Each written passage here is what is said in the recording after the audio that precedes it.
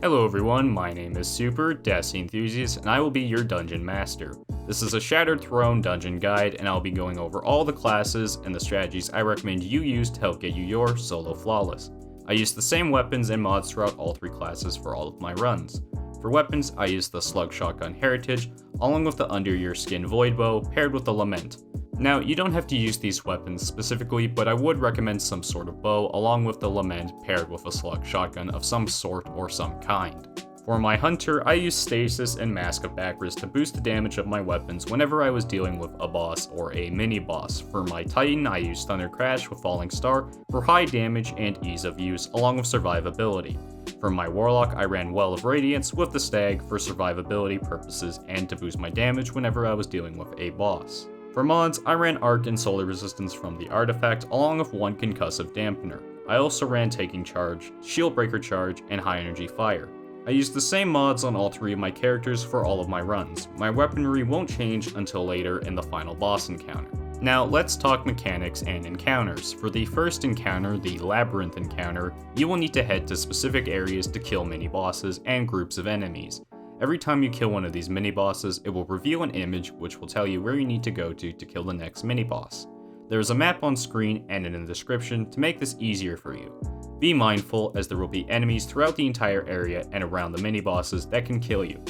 Once you kill the final mini-boss, a hole will open up that you will need to drop down to proceed to the next encounter. There is no timer here, so take it as slow as you need to and play it safe.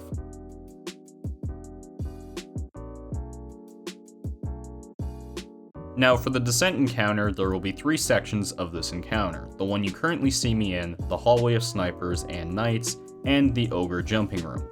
I kept the same loadout for all three classes, so no changes there. The outside section is very easy. Just pick off the snipers and the adds from a distance and then progress towards the door. The Taken Captain mini-boss will be guarding the entrance to the sniper hallway whenever you get up to the top of this section. Kill this boss to open the door and then play your distance once you open the door.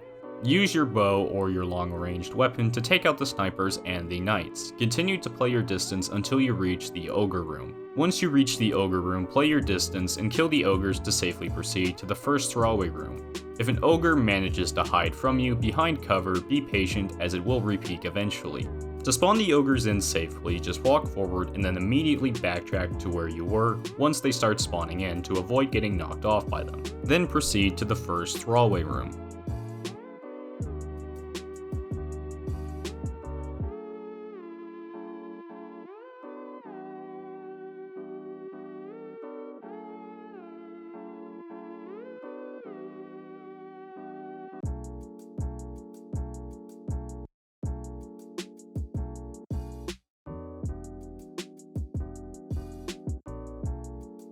For the First Thrallway room, I would recommend you use it as an ammo room to prepare for the Vorgeth boss fight if you are low on ammo. Otherwise, just hop through and you'll be fine.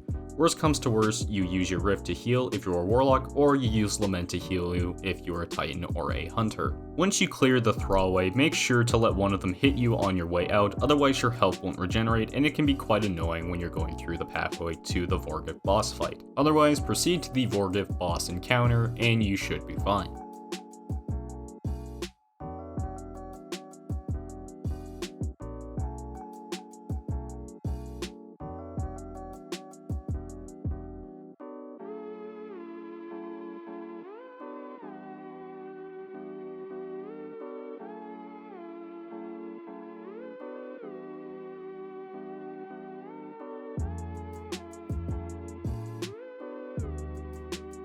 Alright, now that you're at Vorgeth, which is usually the hardest part of the dungeon for most players, if you can beat Vorgeth, then the rest of the dungeon will be easy.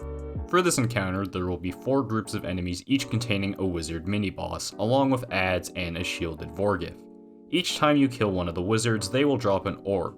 You need to pick up these orbs, but when you do, you will start a countdown timer that can only be refreshed whenever you pick up another one of these orbs. The timer is 45 seconds long, and when it reaches 0, it will kill you. The best way I recommend you do this is to clear away any surrounding adds first, and then kill the wizard. Repeat this 4 times for each group of enemies and for each wizard until you've collected all of the orbs. Once you have collected all 4 orbs, dunk the charge at one of the pillars/plates surrounding Vorgeth to start the damage phase. Now, before I talk about the DPS phase, if you don't pick up the orbs that the wizards drop, they will despawn eventually and more enemies and another wizard mini-boss will respawn to take their place. Try to grab the orb if you can, but if it puts you in a situation where you might die or it may kill you, then don't do it. Prioritize your life in this section in this encounter the most out of anything. Now back to the DPS. For Titan, I Thunder Crash towards him and then used Lament to heal myself and to tank his damage, and for Warlock, I popped well and then sorted him down with Lament. For my Hunter, I threw my Silence and Squall and my Grenade, and then I back-risked towards him. I used the Whisper of Chains fragment along with my Lament to heal and tank through his attacks. This will almost always be a one phase, if you have more than 20 to 25 sword ammo on your Lament. If you don't, it will be a 2 phase, and you'll have to rinse and repeat the mechanics. Take it as slow as you need to clear the encounter. If it takes 2 phases, that is also perfectly fine. Just go at your own pace, there is no rush. Now, after you've cleared Vorgeth, the rest of the dungeon is simple. I would recommend you switch to Risk Runner and a linear fusion rifle with either Vorpal or Frenzy to prepare yourself for the final boss encounter right after you clear Vorgeth. This makes climbing up to the final boss encounter a lot easier and it lets you get ammo ahead of time. The rest of the climb is easy, just be careful and play your life up until the second Thrallway room.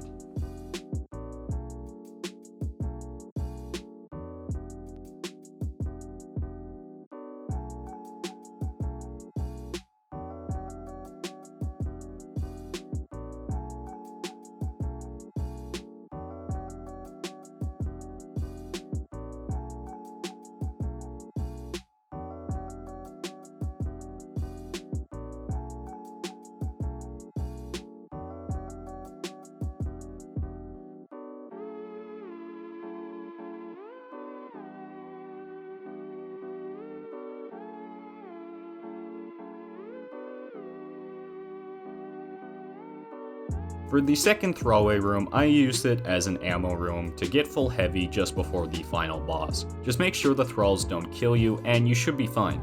Additionally, if you are a hunter or a titan, you could just Thunder Crash to skip the jumping puzzle outside, or if you're a hunter you could use a stasis grenade, jump on top of it and then hop across to skip the entire jumping puzzle. If you choose not to do this, or if you're too nervous or think it might kill you, then just go through the jumping puzzle. Just be careful of the phalanxes and the phalanx shields, as sometimes when you kill a phalanx out there, it doesn't actually stay dead and will teleport back up top and surprise kill you. Just be wary of that. Otherwise, the rest of the climb is relatively easy, just be careful and play your life and proceed to the final boss encounter.